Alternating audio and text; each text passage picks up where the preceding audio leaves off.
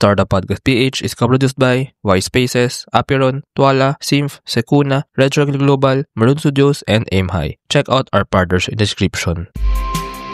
Welcome sa Startup Podcast PH, inspiring more Filipino entrepreneurs and innovators. Live tayo ngayon dito sa Western Mindanao State University Agri-Aqua Technology Business Incubator in partnership with RACE, Western Mindanao in Zamboanga City. We have Camino Restaurant and its co-owner, Troy De La Cruz, and manager, Chris Fe Tubalia. Hello, kamusta kayo? Hello, good afternoon. Magandang hapon. At Buenos dias. Buenos dias. Nga Zamboanga. pala, we speak Chavacano. Chavacano, Chavacano yes. here, na medyo Espanyol. So, buenos dias. Si- Ayun, so kanina umaga actually we interviewed si Wimsu ATBI and two startups and two businesses kumbaga dito in Zamboanga, and now we have Camino Restaurant. So this is a restaurant, Yes. This is very food related, but I let you do the introduction. Ano nga ba ang Camino Restaurant? Sige. So, first of all, good afternoon again to everyone watching. We're here to represent Camino Restaurant. So, a bit of background about Camino Restaurant. We serve Filipino dishes, but with a twist because yung aming chef dun is an Ilonggo from Iloilo. So, most of our dishes contain Ilonggo recipes and Ilonggo touches, kumbaga. And yun, we've been serving Filipino food with Iloilo mix since 2017. And yeah, so yun, our main business talaga is yung restaurant, yung Camino, and that is our service to them. And I think now meron kayong parang special food. Meron kayong Yes. so ano nga bang inyong special food now? Actually, we just started last year. That's Yes, around April, we already started serving native chicken to our menu. Oh. And our native chicken actually is not just the regular native chicken, but it is what we call the Zampen native chicken. Zampen by short for Zamboanga Peninsula. Yeah. Okay. So we just call it Zampen para madali i-pronounce. Okay. So actually, ang dami kong question dito. I've tried native chicken and medyo iba siya sa Mm. normal na chicken. Later, Yes. pag-usapan natin yan. Pero, doon tayo sa Ilonggo. I'm just curious, marami bang Ilonggo sa Zamboanga or nagkataon na? To be honest, Marami. marami kasi I personally found this out just last December kasi in-invite kami sa parang Christmas party of mga Ilonggo Association. So, medyo na-surprise ako na marami palang Ilonggos dito, and when we attended, these Ilonggos were already here in Zamboanga way before the 2000s pa. So, yun, marami na sila dito, and kami, we also have Ilonggo blood actually in our family. Not just mine, pati si Yeah, actually, nagulat din ako nun. So, share ko lang onti bago before we talk more about Camino Restaurant. So, I've been going around Mindanao now. And nagulat ako na marami palang Ilonggo lalo na rin sa Region 12. Region, I think, and now Region 9, I learned na they are parang Ilonggo migrants back in 1950s, parang starting doon, na tumira sa Mindanao. And nalaman ko yun dahil ang dami rin mga native chicken, mga batchoy, mga Ilonggo dish all around Mindanao. So, anyway, Ilonggo dish, I really love Ilonggo dish. Actually, I really love Iloilo, I really love Ilonggo. I love native chicken. Yes. So, sa Camino Restaurant, ano nga ba yung mga Ilonggo dish na meron tayo dito? Actually, right now, yung one of our best seller talaga is yung chicken inasal. So, the reason why best seller siya, and we can say na parang Ilonggo related siya kasi yung aming recipe, we almost mimic yung famous na Bacolod chicken inasal. So, yung aming sinaserve na chicken inasal dun is very close to the Bacolod style, and just recently, we started also serving native chicken inasal. So besides that, we also have tinola na chicken inasal. We have adobo na chicken inasal. Adobo chicken, and chicken halang-halang. That's one of our very famous dishes. Actually, yeah, yung chicken inasal nga, very famous. It's a Ilonggo and it's a Bacolod recipe. Actually, I think ang Mang Inasal, ay parang roots din sa Iloilo and even Capiz, sa Panay Island. But Yes. anyway, Ilonggo history siya, Ilonggo roots siya. Aside from the chicken, meron pa ba ibang Ilonggo?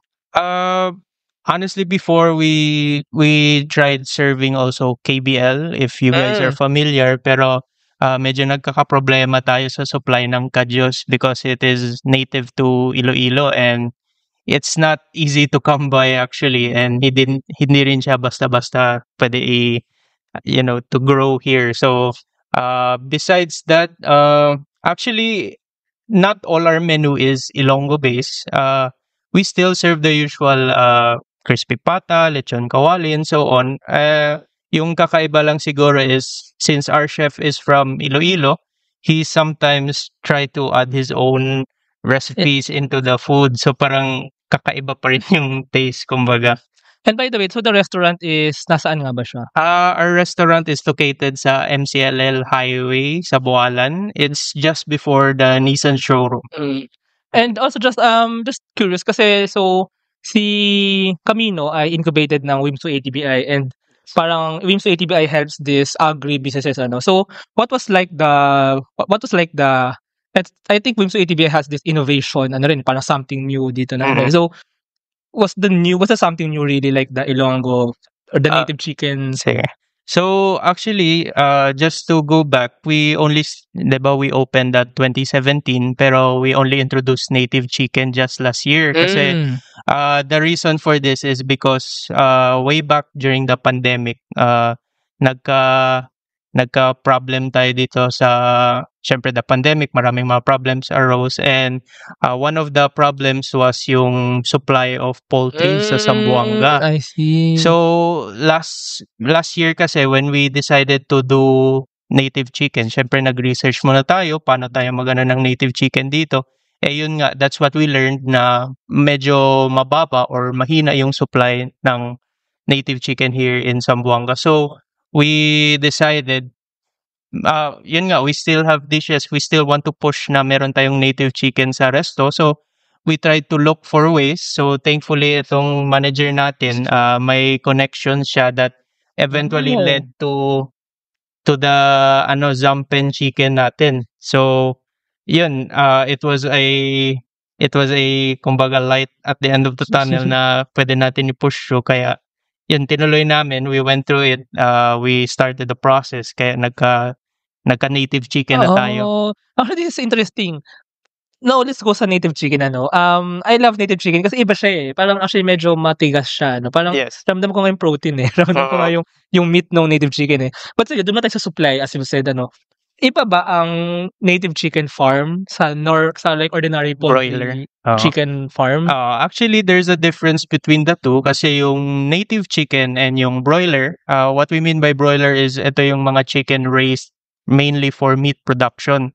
So ito yung mga nakikita mo sa yung mga chicken everywhere, they're considered broiler. And yung native chicken naman, syempre, yun nga, the difference is yung sa texture niya iba. And then, actually, maybe not a lot of people know, but mas healthy yung native chicken kasi these chickens were free roam, kumbaga yung pag sa kanila, and organic. Unlike sa broiler chicken, I think there are some that practice parang ine-enhance na nila, ine-immunize kasi yun nga, their goal is to mass produce chicken. So sa native chicken naman, we don't do that kasi we try to keep it, yun nga, organic, healthy, free roam sila, and kumbaga more natural sila na pinapabuhay. So native chicken pala, native nga, so organic or natural. In a way, yes. On the cooking or like on the dishes, iba rin ba yung parang pag native chicken sa pag normal chicken or normal chicken? Well, siguro for example, our chicken inasal, there's not much difference siguro sa the way we cook it kasi yun nga, it's still chicken, pero I think magkakaiba lang siya when you taste it already. Medyo there will be differences, like usually yung mga broiler chicken medyo malalaki pa siya, medyo matataba, while yung native chicken, yun, more lean yung meat nila, and then sometimes you can feel parang harder texture, but yun nga, native chicken pa rin considered healthy. And so now pala, so si Camino, parang Camino has its own supply of native chicken, parang own farm. Yes. So table talaga siya. So asa naman yung farm? Sa backyard lang po. So nag-start up kami through backyard lang. So yun yung namin na pwede pala na yun yung na-introduce namin sa amin ng TBI, and then pwede with a small area, pwede maka-raise tayo ng chicken. Kasi actually yung chicken farm namin, we started to build it nung last year lang. And then, actually maliit lang yung area namin, nasa 80 square meters. Malaki-laki na rin yun. I mean, yeah. Oh, okay. Well, medyo malaki na siya, 80 square meters. And yun, ever since then, we started with 17 chickens. This was provided by yung kakilala ni manager natin. And these chickens were already yung Zampen native chickens. So we started with 17. And a year and a half later, or 1 year and 5 months later, right now, nasa 120 yung nandun. And then, ng chicken ngayon. And yung mga binenta na namin, siguro 100 na, more or less 500. So you also sell the chicken? Yes. There were, yung main customer talaga ng chicken farm namin is syempre yung restaurant. But there were times na nag-try din kami mag-supply sa Bagsakan. Yeah. And do you mean they also breed pa or no, we sell na yung the chicken Like, how do you call it? the chicken. Okay. Anyway, I'm just curious about yung egg ng native chicken. Egg din ba siya or same egg din ba siya or do you also use the egg? Same egg pero not normal sa broiler chicken na mas malaki. So yung native chicken is more lesser, small. So, yeah. And then ang native chicken or ang chicken ba? Gaano ba katagal yung parang maturity? Maturity until so usually once nabuhay na yung chick, it will take at least 3 to 6 around 3 to 6 months magiging mature na sila. Pero kung gusto mo yung fully grown, it will take mga 6 months to 1 year. So usually yung sa 3 to 6 months pa lang, they're considered mature. So by that time, you could already start selling them actually. Yeah, actually this is what's nicer na I think kumbaga pagpasok natin dito ni ATBI is to start then or para to jumpstart yung native chicken industry dito sa Zamboanga. Yes. But now I want to know more about the restaurant. So maybe si manager, can you tell more about the restaurant? So kamusta nga ba sa restaurant? Kamusta ang operations everyday doon? Kamusta ang pagluluto doon? Actually yun, bale na-introduce namin tong Zampen native chicken because meron din mga like senior citizen, yung mga healthy living. Yun yung nakaka-unique ng product namin this time kasi mas umad-on ng customers, especially yung mga senior citizen and healthy living. So mas gusto nila yung mga organic, and then in-introduce namin na ito from farm namin to, organic to, walang mga immunized whatever na. And then yung mga food namin na nilalagay namin sa sa mga feeds namin is mixed with mga veggies na makaka-cost talaga kami ng lesser kasi yung mga foods namin ng Zampen is galing lang din sa mga raw materials namin dyan sa restaurant. So this is a healthy restaurant pala. So yun ba yung parang branding din niya or parang what's like the main branding of the restaurant din? Or the Ilonggo, maybe the Ilonggo cuisine or maybe the health. Yeah. The health. I think regarding the main branding, talagang pinupush namin is yung Ilonggo style na pagluluto. And I think with that in mind, especially sa panahon ngayon na parang everyone is more conscious, more very conscious about their health. So I think that was also the reason why we decided to introduce more healthier food like yan nga, native chicken as an alternative. Kasi dati, ever since before, we've been serving inasal already, chicken. So parang ngayon, at least parang added option siya for those type of customers. Yeah, so nakita natin sa background yung mga iba't ibang recipe. Actually, gusto mo try yung tinola ng native chicken. Never ko na-try yun Pero yung inasal, yes, na-try ko na. And sarap nga siyang papakin actually. But anyway, I'm also curious about Camino. Bakit nga ba, what was really the motivation of parang trying something new pa, like introducing si Zampen native chicken pa, when Camino can just, really go, kumbaga, survive na on its own? Actually, just siguro sa span of 2 years, since last year and this year, we really try to innovate the restaurant itself kasi yun nga, like you said, medyo established na siya. we have already customers there, mga loyal customers. Pero, ayun, parang we didn't want to just stop at the restaurant. We wanted to like try to go more. So, previously we tried catering na din, and then just last year we already started na we actually converted na din in a way yung restaurant itself into a venue, function place. So, kasi yun nga, we noticed na grabe yung development papuntang East Coast, and then dumadami na yung establishments, yung mga offices dun. So, a lot of them find it hard na to have occasions sa city pa. So, we decided, sige, why don't we try to put up a venue din? Para yun nga, locals, not necessarily locals, people from East Coast, may option na sila na somewhere malapit. And at the same time, yun, we introduce mga native chicken, ganun. Pading chicken native dito sa entire Zamboanga nag-o-offer sa restaurant. So, only Camino restaurant. By East Coast pala, what do you mean by East Coast? Kasi actually, ang laki ng Zamboanga City. I mean...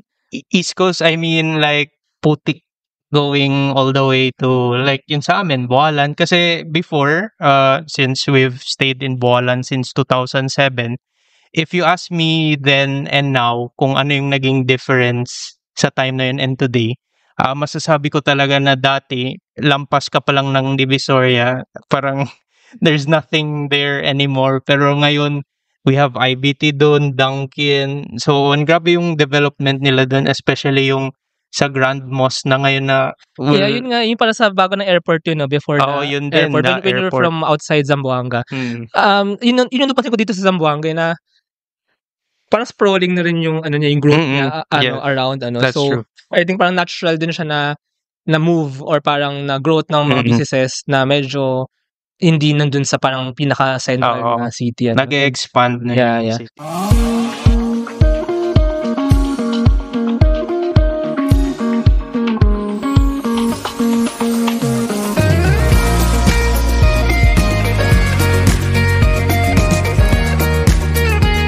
Trust the digital future with Twala.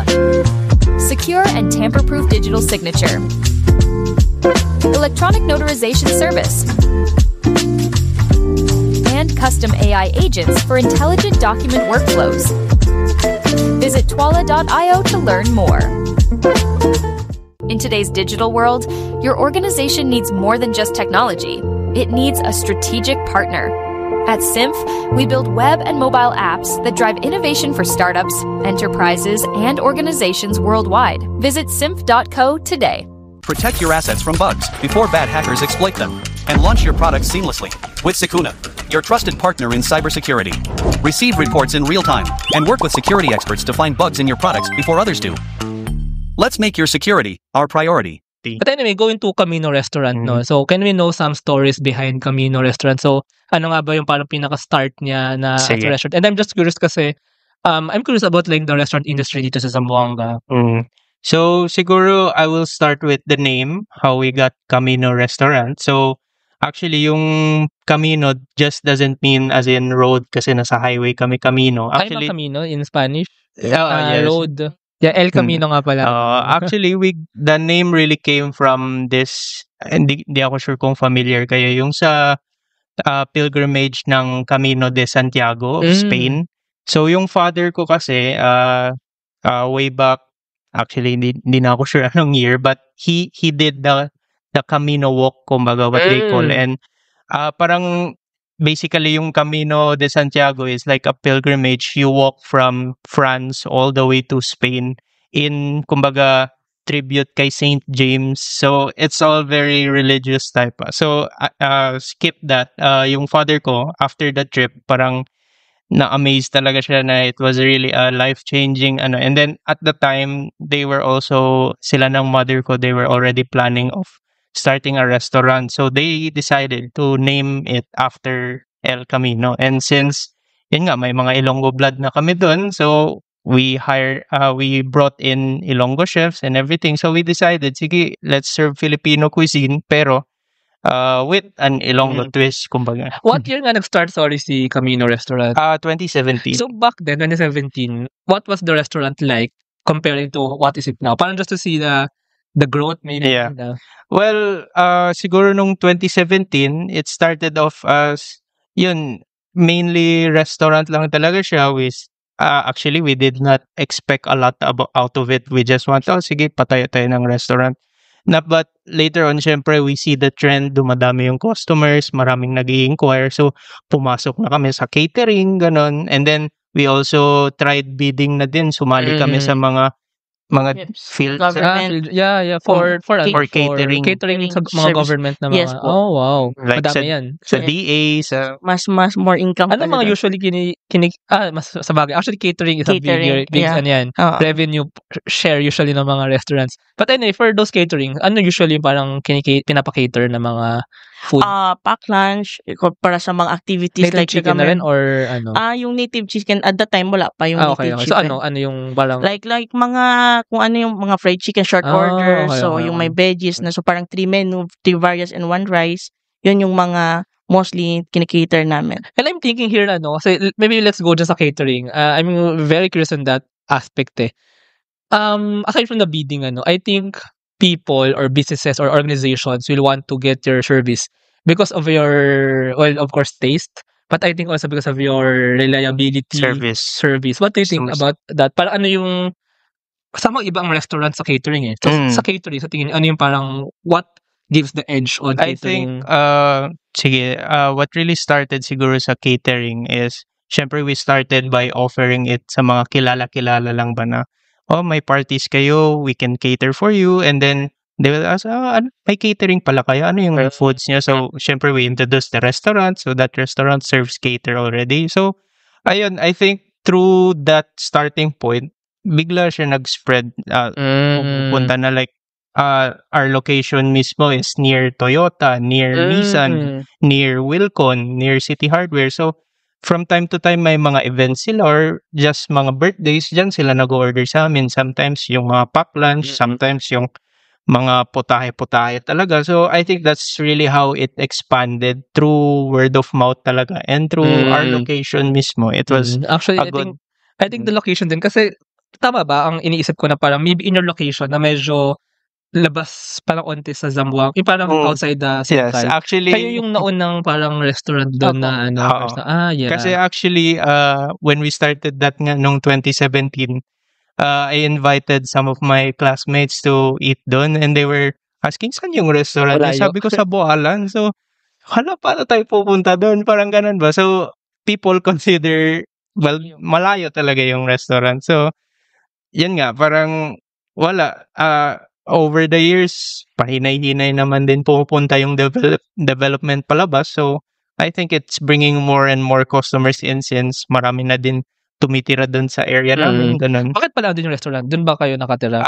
It's close to our house. Okay, ayun. So, but I mean, on the business, lang din dito, parang maybe it became a challenge at first kasi medyo malayo nga siya. But it also became a blessing kasi kayo yung nauna dun and kayo yung naka-capture na rin ng market, nung nearby market dun. Not just as a restaurant, but also for like the catering. Somehow it's also maybe it can be considered like a brave step to start there. No? Actually, that's true because when we started off initially, kahit ako parang naisip ko na sobrang layo ng restaurant sa crowd, kumbaga. But I think it came to a point na we had to weigh our options na if hahanap tayo dito sa city, it's good kasi andyan yung traffic. Pero at the same time kasi it would be more competitive and then more expensive yung mga expenses and so on. So I think it boiled down pa rin na sige, let's do our restaurant here where it's near to us para yun yung convenience. It's so easy to go to the restaurant. And yun nga, I think siguro we had hindsight already na sooner or later magde-develop talaga yung area na So, sige, unahan natin. Kumbaga, like what you said. First mover advantage siya. Swerte nga rin na nag-sprawl nga yung development doon. So, ngayon, nadadaanan na kayo ng mga normal na nakatira doon. Yes. Wait, along the highway ba? Along the highway lang talaga siya.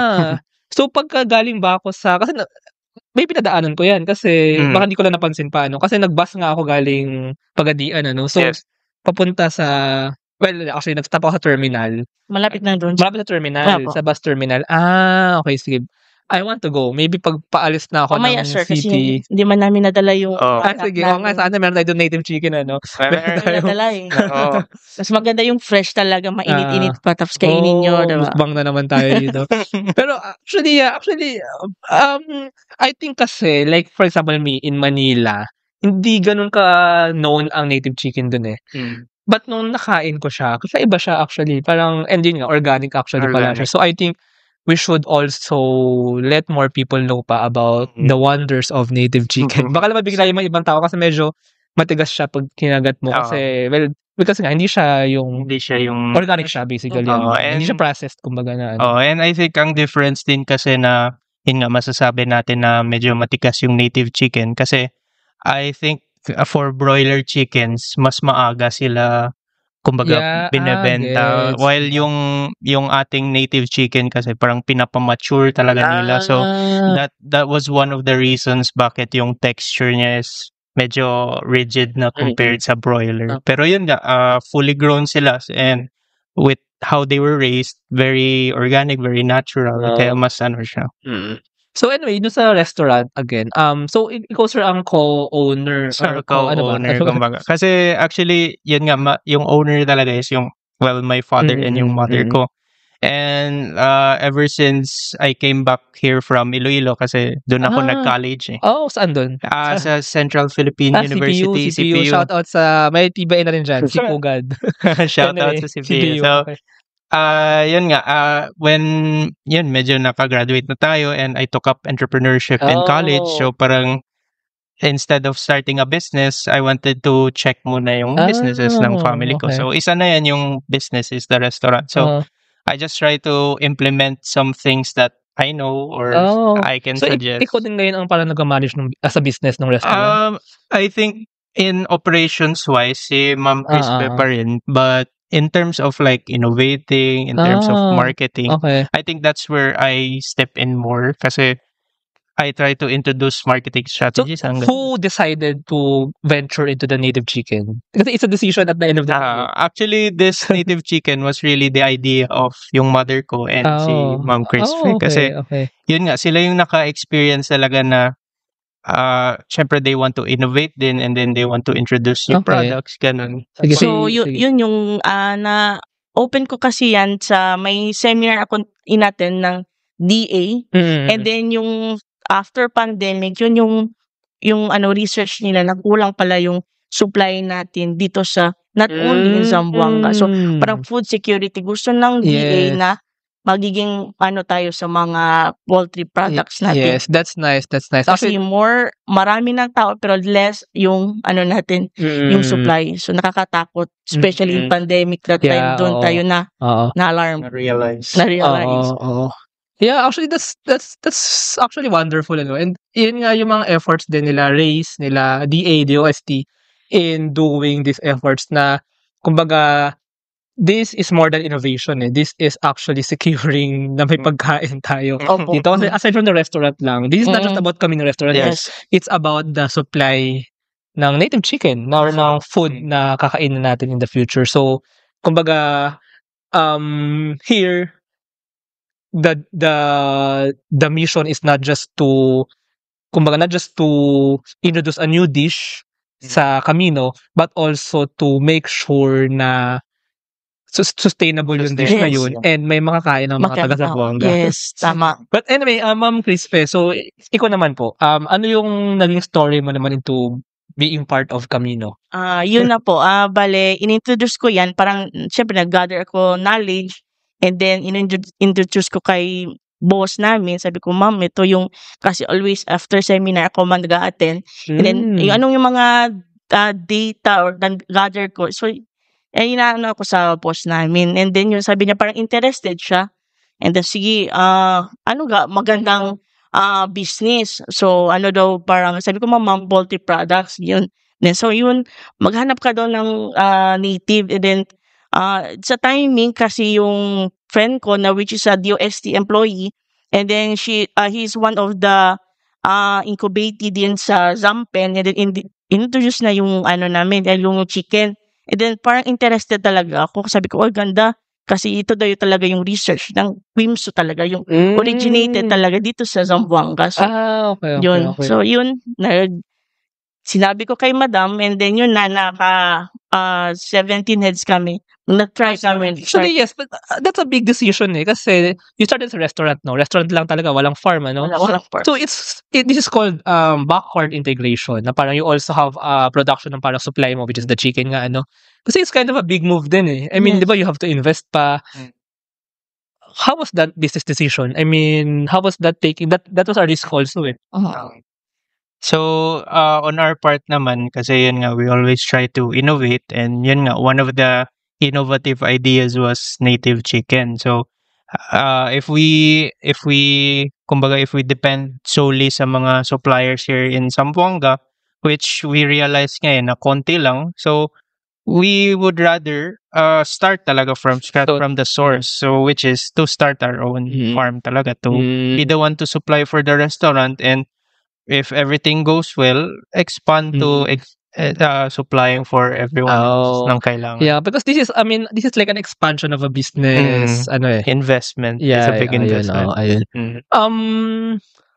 Now, incubated si Camino Restaurant ng Wimsu ATBI. Paano naman kayo na connect kay Wimsu ATBI? And then moving forward, or ano yung parang benefits na like you have gotten and you are expecting? Yun. From sa friend ko na, which is a DOST incubatee, and then in-introduce niya ako kay Ma'am sa one of the group of TBI with Sir OJ. So yun, and then parang more knowledge na meeting kami through Ma'am Alice, yung boss namin. So parang interested talaga siya, and maganda yung kalalabasan ng product. This was before introducing native chicken. Yes, before. Oh, as a restaurant. Yes. Oh, okay. Yun. Okay. So from pandemic, and then syempre parang yung mga economy lumadown, kahit kami restaurant nag-down kasi kasi walang bumibili, close yung mga establishment. So after that, hindi talaga kami bumawi. So ano ba yung kung fast forward tayo, kung ano pwede i-double yung income natin. Okay, so the right time din na yan na yung na-happen. Okay, now I understand. Now this was like a bounce back move. Yes. That's the biggest question here that I'm thinking kanina. Parang, I mean, diba? I mean, it's also kind of rare for restaurants to do this na parang backward integration, to have a farm, ano. So I think this is like a bounce back move and a lesson learned from the pandemic that you should have your own supply. And then kasi yung boss namin sobrang bait, and then so kahit wala na kaming walang income, so nagsusupply din. So kami din yung i-pay back namin. Ano nga makahelp tayo kay Ma'am after pandemic. Yun na yung may idea ako, and then para makahelp din sa mga mga coworkers ko. So yun, good idea, and ngayon parang advantage talaga siya sa. And at saka now, yung farm ng native chicken is meron na ring mga workers, tama ba, na nabigay ng trabaho dun? Tama ba yun? Yes. Actually, right now, we have really one person in charge of the whole farm. Kaya na Kasi siya ng one person? Actually, nagulat din kami na kayang-kaya niya. Pero yung maganda sa kanya kasi he's very committed to taking care of them, and then sometimes siya pa yung nag-approach sa amin na how to improve na, ma'am, that's good, may pumapasok dito mga pusa, kinakain nila yung chicks, can we add more security, can we build so yun, very invested siya kumbaga sa and I think parang naging passion niya na din that's nice. Alaga ng chicken. So actually at first we didn't think na kaya niya, but so far parang kayang-kaya niya kasi yun nga how invested he is in the work. So parang at the moment, since nasa 80 square meters pa naman kami, and manageable naman siya for now, so I think we entrust the sa tao na yun. Can we shout out to ano bang name niya? Si Kuya Pael, shout out kay That's also Kuya nice, Pael. Kasi parang he's really motivated to although it's not really like his business, pero he's motivated to nurture, to protect, and to kumbaga build that business inside the bigger Camino Kasi I think business. mismo si Kuya Pael, he is very the type of person he is na parang yun nga, parang I can see na he is responsible and maalaga talaga, especially with how he handles the chickens. Kasi yun nga, siya na mismo nag-a-alarm sa amin na, oy, I need more ganito, ganyan for the farm. Swerte rin, to have people like that. Very lucky of us to have him. How about pala sa restaurant? Gaano karami ang staff or ang people dun sa? About 9 po. 9. So, from farm, so si Kuya Pael yun, so live chicken. So, pag i-dress na, yun na yung mga staff ng kitchen crew, yung magdadress ng and process na yung yung product, pati yung kasama na rin dito yung mga like the restaurant, the servers, I mean yes, and then, Now, ang question dito is like on this whole restaurant journey of Camino, what was the biggest challenge maybe that you have encountered? Maybe the both of you can answer. Sige, for my answer, I think mainly what I can say about my experience sa food industry is it's one of the most challenging industries kasi not just because na it's hard to manage food, but at the same time, yung mga customers mo dito is very, very, kumbaga, complex kasi paiba-iba yung tao eh. Like, we experienced this kind of challenge when we were starting na syempre, kapag bago pa lang, grabe yung mga critics agad. Like, we hear a lot of mga reklamo, not just with the food, but with the restaurant itself. So, actually, customer service itself is one of the biggest challenges. And, syempre, between our staff and everyone there, sometimes, I think it's only human for people to have conflicts din. So, alam mo yan, parang, really, the people is one of the biggest struggles in the food industry. And, yeah, and I think sa operations. Speaking of, I have a question lang muna dun sa ano. Speaking of that, meron po kayo idea like sino, anong klase mga tao or like sino yung mga usually kumakain sa Camino? Like, locals ba or maybe like tourists? Most of the ano talaga is yung locals. Oh, and I think yung mga nagiging tourists lang dyan is kapag may ini-invite kami na kumain doon na mga relatives, kumbaga, but mostly locals talaga, especially those living in our area. Kasi, yun nga, pauwi na sila sa kanilang bahay, they would rather stop by na lang sa restaurant kaysa sa bibili pa somewhere sa city. Ganun. And the question there is, with you introducing native chicken now, what do you think will be the reaction of the locals? Actually, it's being received very positively kasi ito one experience just a few weeks ago, kumain ako dun. And then na-notice ko na may a group of four individuals pumasok, and then first thing they ask yung waiter dun is if available daw yung native. So parang medyo na ano ko parang hinahanap talaga. Maybe balikan daw nila, nawala kaming stocks, and then sabi na pwede bukas, meron bukas, at binalikan talaga nila. Baka nga rin kasi because of it being new in Zamboanga, in the market, so they really wanted to try this out. Pati I think nakadepende pa rin per person, kaya like some people order native just because they like the taste or what, and there are also other people na yun, mga health conscious or like mga senior citizens, native chicken talaga yung hanap nila. How did you market pala? Well, how do you market as a whole, and how did you market like this new? I think our main source of marketing talaga is really through social media, pati word of mouth. Actually, even though very old-fashioned na yung word of mouth, it's still one of the strongest kasi yun nga, ang first people we introduce it to are our regular customers, and then sila yung nag-spread ng news. And then parang dagdag na lang namin sa social media na how we're already serving new kind of inasal, ganun. Ang dami ko naman naisip na tanong yun eh. Kasi this is, I think this is the first time I interviewed a restaurant talaga. Ang question ko for a restaurant, Camino, and I think this is kind of unique eh.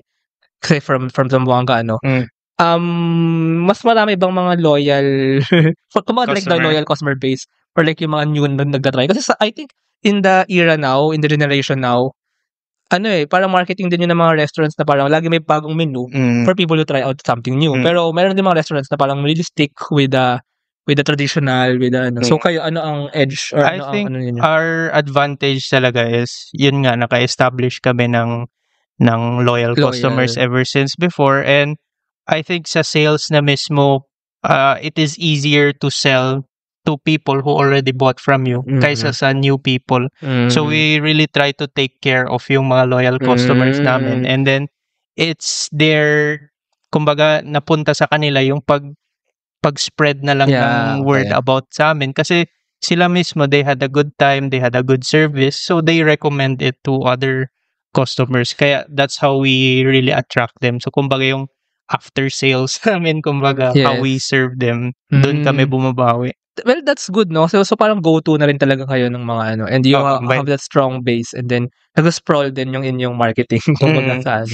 Actually, may branch kami yung sa IDT, yung sa bus terminal. So, I think yun din mga biyahero, kumakain din doon sa Okay, I think I should try that. Yes. Anyway, sige, Ma'am Crispin naman, challenging naman. Parang most challenging. Sa Zampen side tayo, sa Zampen. So, yung Zampen product, kasi yung challenging side is yung weather. So, yun yung namamatay yung mga chicken natin. And then, yung kasi organic tayo. So, yung hindi tayo gumagamit ng mga immunization or what vaccine on that. So, yun pala, kahit hindi ka nagagamit ng mga vaccine, if yung neighborhood mo, if may farm, nagba-vaccine sa mga broiler or what, nakaka-affect pala sa... talaga? Yes. We have experience. Airborne or... Airborne. Parang airborne. Parang ano na, wow. Parang COVID na pala yun. So, yun, parang, yun pala yung... Yun talaga number one challenge namin. And then, siguro yung paano namin palakihin na yung chicken namin. Kasi yung... If female chicken kasi... is only for tinola sabaw kasi medyo maliit yung mga meat niya. From inasal is always male talaga yung ginagamit namin.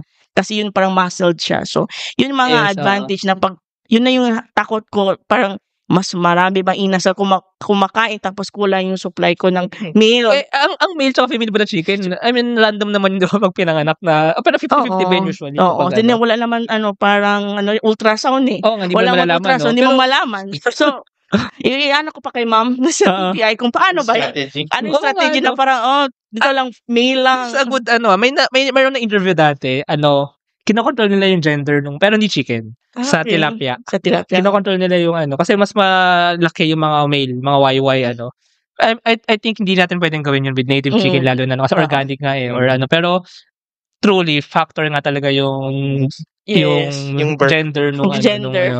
No, actually not gender, sex no, parang biological sex nung chicken So that's a good thing na okay, that's parts din siya ng supply na parang matter ng supply ng kasi na namin na naka-serve kami ng female, so may reklamo talaga sa customer. Maliit man to, parang malahat man mabuto man. So, okay, dito pala yung challenge ko.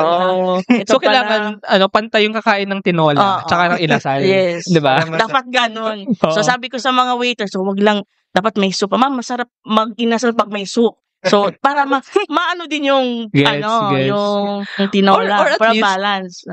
Interesting to Or at least, isipan na ng menu pa para mapantay yung supply, yung supply ng lalaki at ng babae na sa chicken. Okay naman yung tinola, tsaka, inasal. Last question, actually, second to last question. As a restaurant, ano pala yung parang edge nyo? Kasi, for example, madaming aspects like, of price, affordability, taste, quality, or maybe service, or maybe yung lugar, or maybe yung yung parang, yung reputation na rin, or yung parang trustedness nyo rin na na-built na. What do you think yung parang pinaka naging edge ng Camino Restaurant? I think yung naging edge talaga ng restaurant namin is, to be honest, we're not the cheapest sa inasal. And I think a native chicken is, mas mahal siya. Yun nga, we don't try to compromise yung price namin para ma-cater lang lahat. Kasi kumbaga we're trying to keep a standard. Kasi yun nga, we're trying to keep a standard, we're trying to keep an image. So I think we value more yung experience for the customers kasi yun yung makakahila sa kanila eh. Kasi I don't think lowering prices, it will attract customers at first, pero kung hindi maganda yung output mo, that will be their first and last stay sa'yo. So, we try to focus more on the food itself, the customer service. Yeah, tsaka I think that's how you profile, you position yourself din talaga in the market. Yes.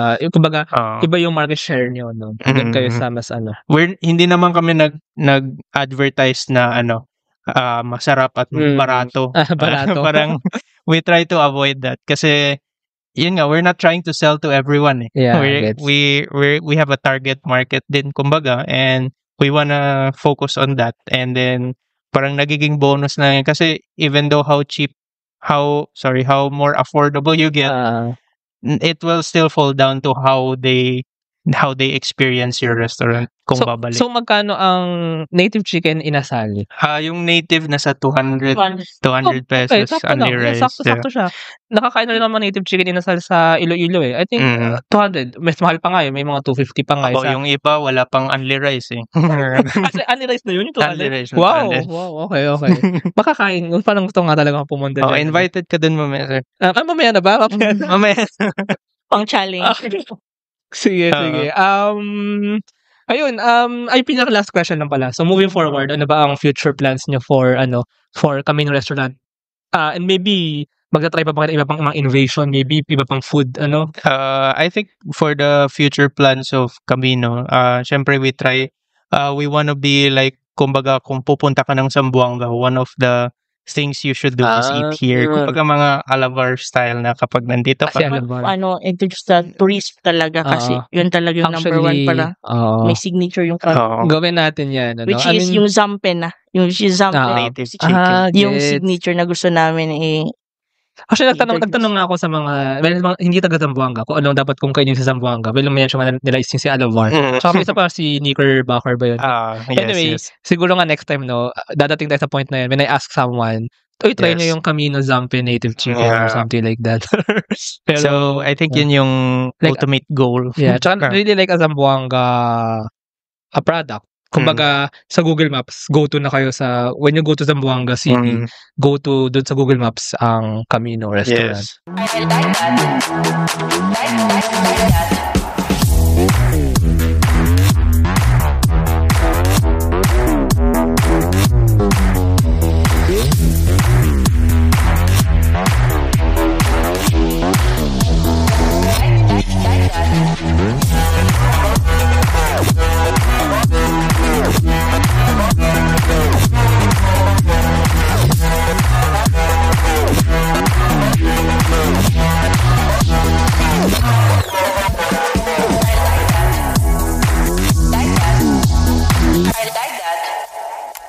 Introducing Aim High. Smarter construction management starts here.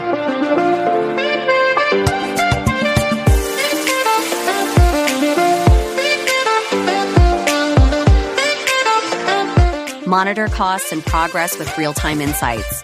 Plan ahead and adapt with streamlined scheduling tools. Make data-driven decisions to avoid costly delays. Increase efficiency and profit with Aim High. Running a business? Make it smarter with Red Circle Global. Streamline operations, boost productivity, and manage everything in one powerful ERP system. Book your free business demo today at redcircleglobal.com. Guided by one of our top experts. Yes. Ayun. Thank you so much again for this conversation. Medyo marami tayong napagkwento. Ang dami ko tanong about native chicken. Kasi I'm really curious. Okay. Na-excite nga ako na may ma-interview about native chicken. But anyway, if our listeners want to know more about Camino Restaurant, maybe they want to try out your food, or maybe they want to partner up, baka meron dyang, or maybe for catering, so how can they connect with you? Maybe you can lead them to the social media channels. Actually, we're on Facebook. That's our main presence in social media. So, yun, our Facebook page is filled with all the contact information, and you could also personally message us doon for your inquiries. And in terms of accessibility also, we're very easy to find. Basta nasa MCLL highway ka lang pagdating mo ng Boalan, just keep a lookout sa right side, makikita mo kami. It's just before Nissan showroom. So kung galing ako sa north ng Zamboanga City, before the terminal or after the terminal? If you're coming outside from Zamboanga tulad sa north, It will be before the terminal. Before pa nung sa mosque. After ng mosque. Before ng terminal. I think the best landmark is yung Nissan kasi yung Nissan showroom, it's just a few meters away from the... Okay, so nadaanan ko nga siya, hindi ko lang baka napansin. Pero puntahan natin yan. Magmumukbang tayo ng native chicken. Yes. Ayun na yun. Thank you so much. Thank you, everyone. And salamat sa mga nakinig. Thank you very much to our 61 patrons. This episode is super powered by AskLexPH Academy, our official e-learning partner. Get certifications on Lean Six Sigma, project management, data science, and more. Argum AI. Make smarter decisions by presenting both sides of an issue as argued by two distinct AI models. Pixel by ePlayment. Turn content into opportunity, grow deeper connections, and earn more. Only with Pixel. Sign up at pixel.eplayment.co. School of Profits. Filipino-led community for aspiring freelancers, VAs, agency builders, and online earners. Built to help you start, grow, and earn online together. Founders Launchpad, our ecosystem partner. Early stage accelerator providing venture capital funding, operational support, and mentorship. Hire Business Solutions, provider of the most configurable cloud-based payroll system in the Philippines. Agile Data Solutions, the Philippines' fastest growing market insights tech company with its data gathering platform Hustle PH. Smile Checks, streamline hiring and onboarding with automated background checks. Cloud CFO, cloud accounting service provider for businesses ready to grow. Cloverly Tech, all-in-one digital platform for property developers. Body Beaties, accessible and personalized diabetes self-management application. HKB Digital Services, tech-based business tools including payroll, ticketing, and loyalty rewards. Hyperstocks, digital banking enabler for rural and thrift banks. One CFO, CFO services, bookkeeping and tax, and payroll processing for startups and small businesses. Unawa, driving digital transformation with secure, legally enforceable electronic signatures and robust AML compliance. School Tech, all-in-one AI integrated school and learning management system. Better Support, a Manila-based BPO company. They have a referral program for people who can bring in new clients. You might know a Western-based business that needs better support. Britanna, enterprise-grade ERP solution that fits the small and medium business budget. Wonder Brand, data science-driven brand strategy and design for emerging markets. East Point Business Outsourcing Services, one-stop shop for streamlined business solutions for MSMEs such as business registration, bookkeeping, and more. DiviCode Technologies Incorporated, IT solutions specializing in software development, blockchain smart contracts, digital wallets, and cybersecurity. NutriCoach, personalized nutrition and wellness programs for you. This episode is powered by Stugbodok, JIA Engineering Solutions, Alcacon Aquafeeds 1Alj, Grey Wolf Technologies Philippines, Pareto Consulting, Jure.ph, Big Giant Games, Pahatid PH, Wistless PH, Tech Tribe, Yay, Uplift Code Camp, Board Prep, Dohey Philippines, Edfolio, Hive Rooms, Sirius MD. Support the podcast through the links in the description.